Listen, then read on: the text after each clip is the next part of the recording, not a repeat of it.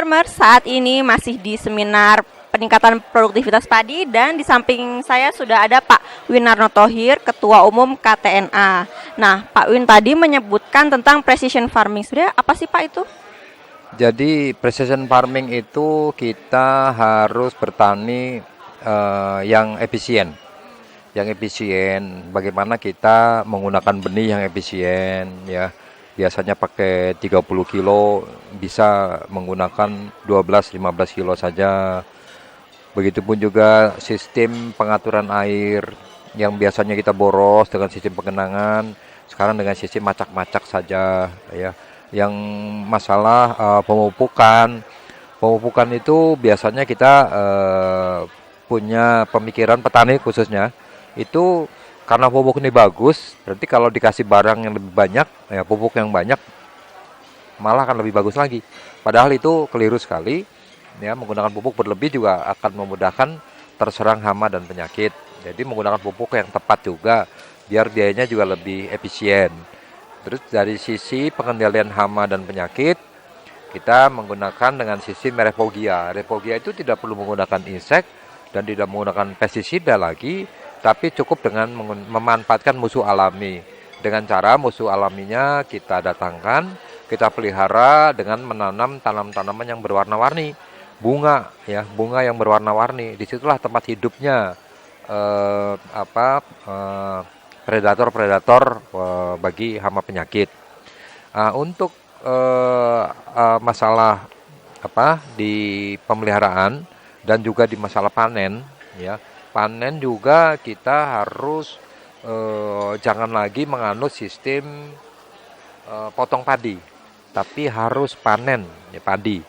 Kalau potong padi hanya diambil gabahnya, sudah gitu sudah kita jual, sudah selesai sampai di situ.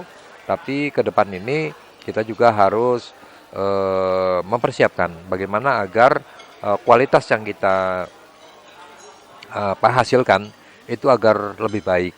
Karena kalau dengan pemupukan yang berimbang dan juga organik tadi, itu akan mendapatkan kualitas beras yang bagus.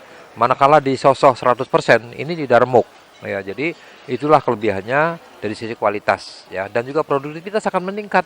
Yang biasanya rata-rata produksi nasionalnya 5,2 ton GKG ya, itu bisa mencapai 7 sampai 7,5 ton GKG. Manakala kita menerapkan sistem tadi gitu. Sejauh ini precision farming di Indonesia gimana Pak? Indonesia tuh baru sepotong-sepotong. Ya, sepotong-sepotong seperti yang sudah lakukan SRI, System Risk Identification. Itu hanya bagaimana dia mengendalikan air ya, yang macak-macak, dan sistem tanam yang dengan umur yang sangat pendek ya, sehingga akar tidak terganggu.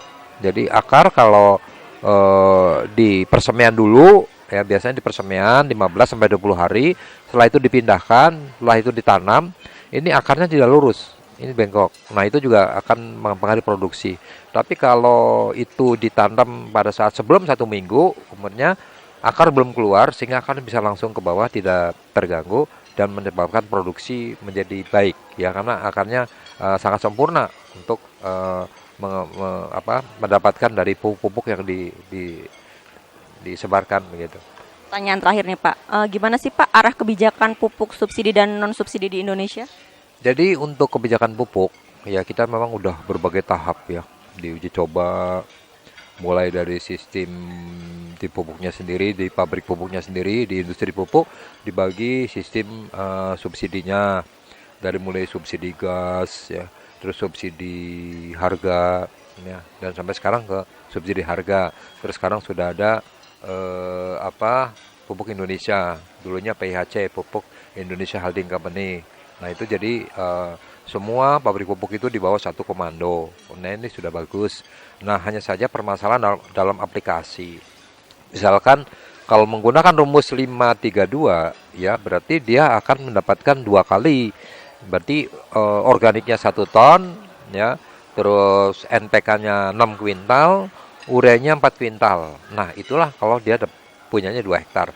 Dia akan dapat jaminan untuk mendapatkan pupuk itu gitu, sehingga tadi yang di dasar serap ini menjadi terserap dan kekurangan pupuk tadi segera diatasi. Terima kasih Pak Win atas waktunya dan sekian Sekian jumpa saya dengan Pak Win. Hai farmers, masih jangan lupa ya, tetap di AgriStream, just click and watch.